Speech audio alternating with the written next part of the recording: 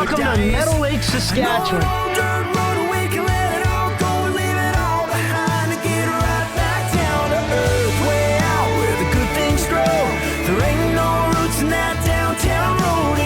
Sometimes you gotta put in a work, tip it on back and get right back down to earth. Soak up that full moon high, find yourself lost in a never-ending sky, full of stars and feet in the dirt. Let's giddy on up and get right back down to earth.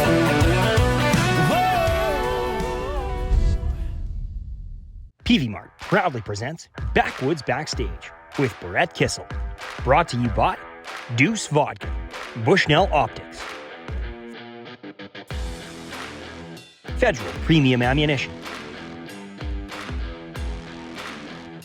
Alberta Hunter Education Instructors Association, Enow Lake Lodge, Old Smokes Coffee, MCS Net, Corlane Sporting Goods, and Nutrisource Pet Food. Talking about the highlights of Buck Paradise, just as soon as Jordan Walsh decides to be present in this moment, he's worse than a teenager right now. Just like a teenage girl addicted to her phone, to her Instagram, to her TikTok.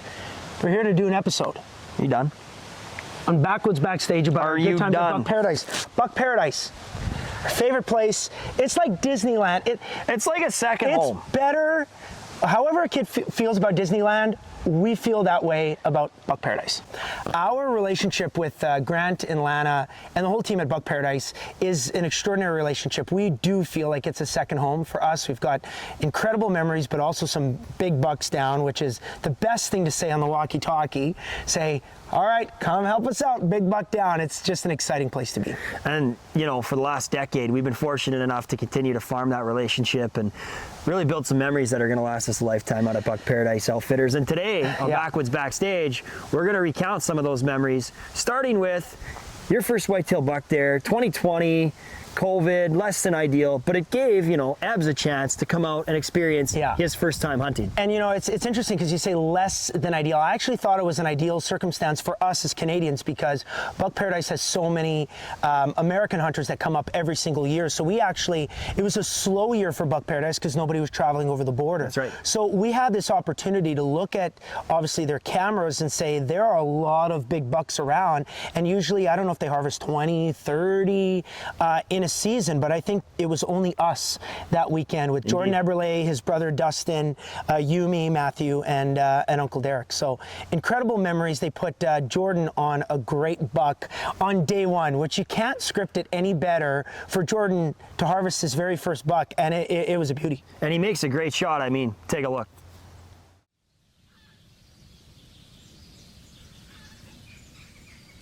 Good shot. Did I get him? Oh, man. Good shot, buddy. Tell us how that felt. Shaking stuff. First year. Oh, that was awesome. I drilled him. Yeah, I think so too.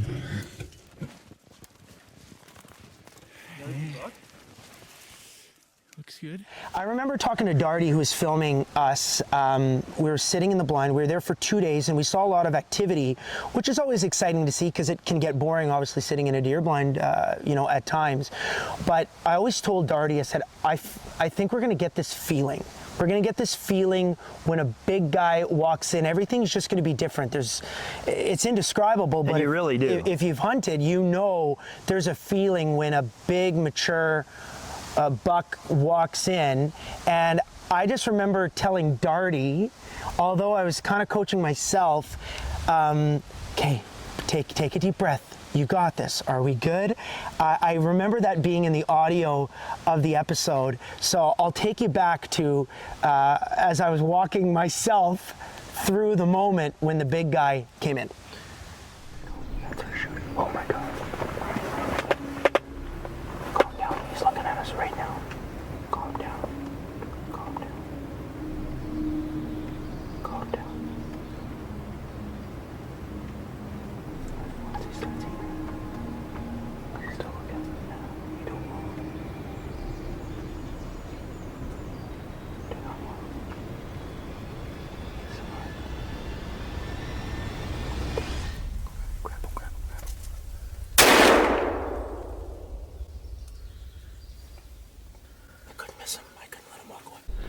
I was telling Darty, just take it easy. Cause like I was nervous as could be. I was even talking to myself. Take it easy, you got this, you got this. He ate a little bit. And then as he started walking this way and I was gonna lose him behind this tree, I knew I couldn't let that opportunity pass me by. And just the gun was sighted in real nice, and oh, am I ever excited. Because I've had him on camera for quite a few years. Yeah, his teeth wore down pretty good. Alright, very nice. Thanks for guiding me. No problem. My pleasure. Yeah, it's been an amazing experience, and obviously what a great friendship. The bears that we've got there are awesome. Obviously Matt Doucette got a monster Gorgeous bear one this year, yeah. this year. But I'm very, very grateful for that relationship now, because you know, I've been able to get some great bucks, and you got a monster white, and you hunted long and hard to get that huge buck. Yeah, a couple of years ago was pretty unique. I mean, and it was kind of neat because I had the chance to actually have Garrett as my guide. Awesome. The Buck Paradise, all the guides there are amazing. The staff are great, but it was kind of special to be able to actually hunt with Garrett. And he had a couple of great bucks way in the back 40. It was about a 40-minute drive and then another hour-long commute on the side-by-side through some of the gnarliest stuff that you can imagine. And, you know, the 2 bucks that he still had on camera, it was towards the end of the year, and like you said, they were kind enough to have me back a number of times because we just weren't getting that big mature buck that we wanted. So I think it was 22 or 23 days that I sat. And on the 22nd or 23rd day, Garrett and I literally roll in on the side-by-side, and what do you know, on the bait right there at the crack of dawn, we drive in. The big guy's there. The big guy's See, I didn't know that story. The big guy's right there on the bait. And we're like, there's your opportunity. Obviously, I step out, I grab my gun, and he's still there. I've never seen a deer eat so fast. So you can hear him eating. He must have been out roaming, fighting, interesting, servicing does all night long, and he just got there. And you're so far back, I mean, a lot of these Saskatchewan bush bucks have never seen a human. Right. They don't even know what that is. So just leaned up against the tree, and I couldn't shoot from where we had seen, so I took, I don't know, 10 steps to the right. I gave Garrett the camera and let drive, and that was that. Now you might say that's pretty lucky, but on day 22, I mean, yeah, 10 you deserve it. Actually, I kind of like to think that I maybe deserved it, but take a look at a great buck. The effort they put in is second to none, and those are the results that pay off. I'm just the guy that gets to pull the trigger and get the glory like I got right now. They're the ones that deserve the deers like this, and it's amazing. Let's go enjoy this moment and see what we got. We gave him about 15 minutes. He's done for a while, but you always want to make sure. Oh my God. Look at that deer, buddy.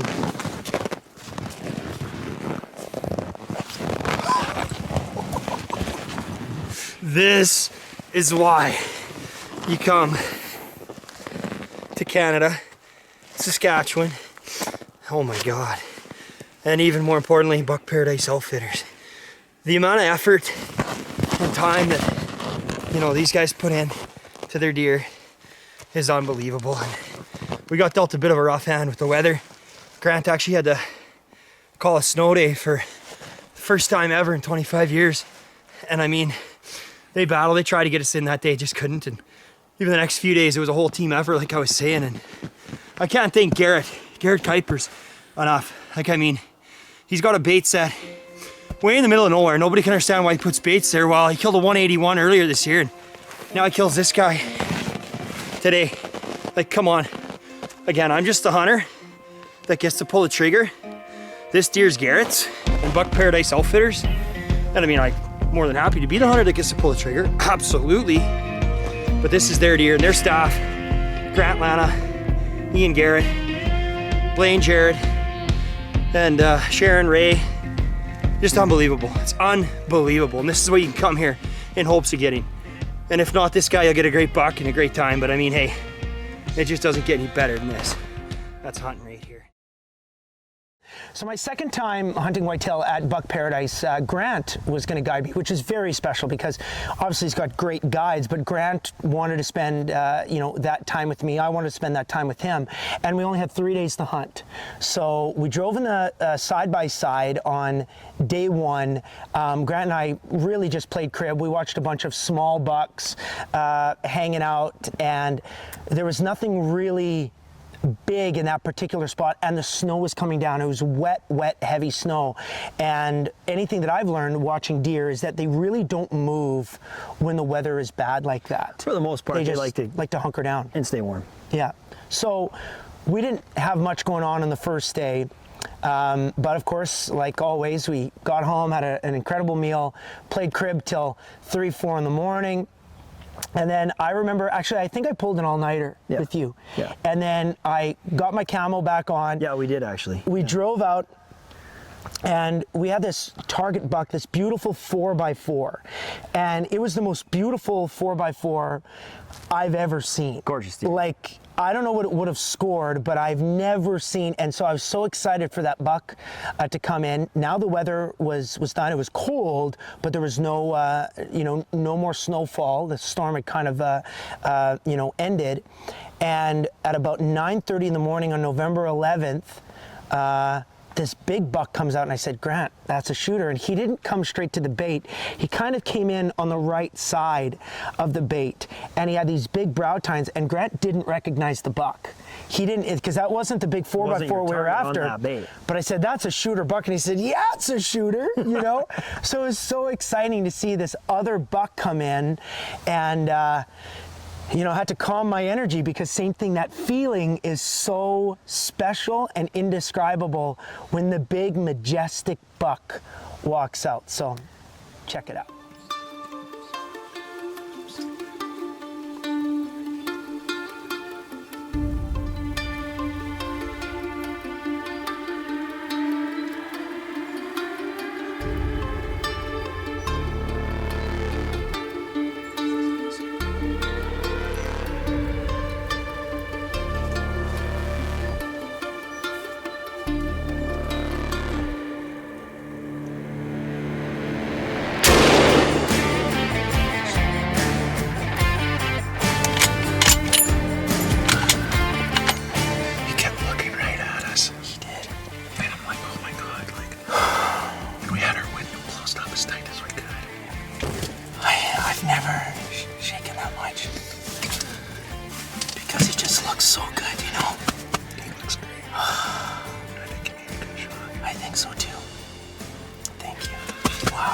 We came from the back. He was the first deer to do that. Came from the back, and he was just looking at us the whole time. He had his nose up. It was amazing to watch. But we waited until he got to right here, and look, you can see some of his hair right here. And there's the perfect broadside shot. And then he crashed through the bush. But I mean, I'm still a new hunter, so I felt it was a good shot, Grant, but he went thundering this way. Let's get on his trail. You can see where he went. There's no blood, though. No blood yet. Here he is. See him? Yeah. Got a boy. You got a big buck Good now. job, buddy. Oh, good. Oh, yeah, here's a little bit of blood right there. Yeah. Nice. Holy. Look at him. Oh, my gosh. He looks like he's pretty done. Good shot, wow. Brett. Look Good at shot, those Brett antlers. Kissel. That's a hell of a buck, buddy. That is a beautiful buck. Look at him, Grant. He's perfect, dude. Look at him. This is a gorgeous buck. Oh my gosh, dude. He is spectacular. Beautiful buck. Wow. He wasn't our target buck, but we looked at him this morning, and we both decided, or you decided, that if that deer comes in today, because you got to get to Toronto Yeah. to play a gig. This is nice here. Awesome, dude. He's got some mass. He's got some tie length. He's got great mean beams. He's just awesome. Yeah. So yeah. Awesome. Check out where we should. Did he break that point off between his 2 and 3? He had a little deal going I think on. so. Nice. Nice. Oh my gosh. What a great deer. It is. It's a You beautiful can't pass deer. up bucks like that. No. Your wall will be pretty empty. And that's a great trophy buck. He's got mass, he's got age, he's just got the super brow tines. Yeah, these are Character. giant. There's like big. Character, awesome buck. Well, Another beautiful trophy. Great memories here. Good stuff at Buck Paradise. I am in such a good mood. Wow. But the experience you guys had together last year, I mean, and I want you to start kind of from the top on the first day. And, you know, one of the things about Brett, obviously, with his schedule, he doesn't have a lot of time. So you might get 2, 3, if you're lucky, maybe 4 days to hunt. That would be like an anomaly. So, and I'm going to sound like a bit of a salesman here, but we kind of try to base Brett's deer hunts around, well, when Grant recommends the best time is, but also around the moon. And you can kind of look at time. Are you sure you want to tell everybody that we hunt the moon cycles? Oh yeah. Because I don't want them to choose that time at Buck Paradise, because anyways, yeah. But anywhere we do else follow but the Buck moon Paradise cycles for sure. But the moon cycles, and what I mean by that, and you can look this up. Adam Hayes, Team 200. I've never actually met Adam, but they're kind of the pioneers in the hunting world of the moon guide, if you will. Adam Hayes, Team 200, the moon guide. Basically, what it boils down to in simplistic terms is when the moon is directly overhead, specifically the bigger bucks, for whatever reason, and I'm not scientifically sound enough to really be versed there, actually tend to gravitate toward the feeding areas and put themselves in a position where maybe, just maybe, you get a shot opportunity, i.e. on a bait, or maybe you're not in Saskatchewan, you can bait deer on a field where it's actually an inviting opportunity for a shot more often than when it's not. So what we try to really plan for is those 3-day stints, and there's usually about 2 of them throughout the course of a month, where the moon is directly overhead at an ideal feeding time, and it might present an opportunity for a big buck. And it's worked 2 for 2 now. Yeah. The deer you guys harvested. And actually, looking back on the 3 years that I've been there, it has been that moon cycle, which I just say the deer are more active in that time. That's the research that I've done. And so I didn't really realize that it was back-to-back kind of November 11th that we were there, or that that second week in November. So when we went out on the first day, there was a lot of activity on this most recent hunt, but there were no big shooter bucks. Actually, there was one that was close that I was thinking about taking, but knowing what Buck Paradise has to offer, I was happier not harvesting a buck just to shoot. Right. Because I know that I'm going to come back next year, and you're going to be there all week, so I know someone's going to harvest a great buck for TV. But on the second day, again, first day snowstorm, second day everything is more calm, but it's now about 9 or 9:30 in the morning, and this monster whitetail walks in. And you guys didn't even know it was the buck. Didn't even know. You listen to the audio, and I don't know if Kuipers didn't have his glasses on or something, but he's like, I don't know. I think it's okay. And this deer's just looking at you. He looks like a Brahma bull, and you're like, I think he's great, Grant. Looks to me, and I'm like, Grant, I'm going to take him. He's like, okay, just take a deep breath and take your shot. So we shot him, and as Rut Daniel said, he didn't go 20. He just went straight past the bait, died in the bush. But Grant's excitement coming up to this buck was 10 times greater than mine. He's like, oh my gosh, I haven't seen this buck since 2019. That's an amazing buck. Look at this old warrior. Oh yeah. And because of that, my excitement just got bigger and bigger and bigger and bigger. We pranked Walsh. I said I shot a small one. I'm disappointed in myself. I shouldn't have pulled the trigger. So Walsh is lighting me up on the group chat about how big of an idiot I am, but when he saw that in the back of the side by side, you guys came into camp. Oh my gosh! That one horn was just deer. sticking out. Oh my word! One of the biggest deers, one of the biggest deers they had that was the biggest deer they had that year. That's incredible, and I agree. But honestly, I think just as happy as Grant was for you to have harvested. You were. It was an incredible deer. One of the best. I think that was the best hunting moment I've ever had in my life. Getting that buck with Grant. With only 2 days to hunt before I had to fly again to the Grand Ole Opry. So it was amazing to be able to get a monster like that, and what Grant calls the old warrior, and that's what I'm going to name him. And truly, you say, the best hunting experience you've had yet. You might beat it one day, but if you never beat that hunting experience, that's still A1. Like, that's a Stanley Cup, you're good. Yeah, to have a buck in the 170s is unbelievable. It really is.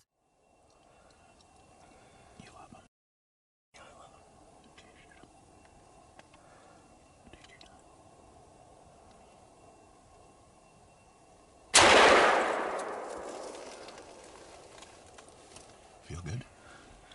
Yeah. I think we got this guy down. I can't wait to see him. Let's try and look for some blood. Now, we looked at the footage and we saw that there was a good impact shot, but I'm nervous not seeing any blood. Sometimes I've had it where you get a good heart shot.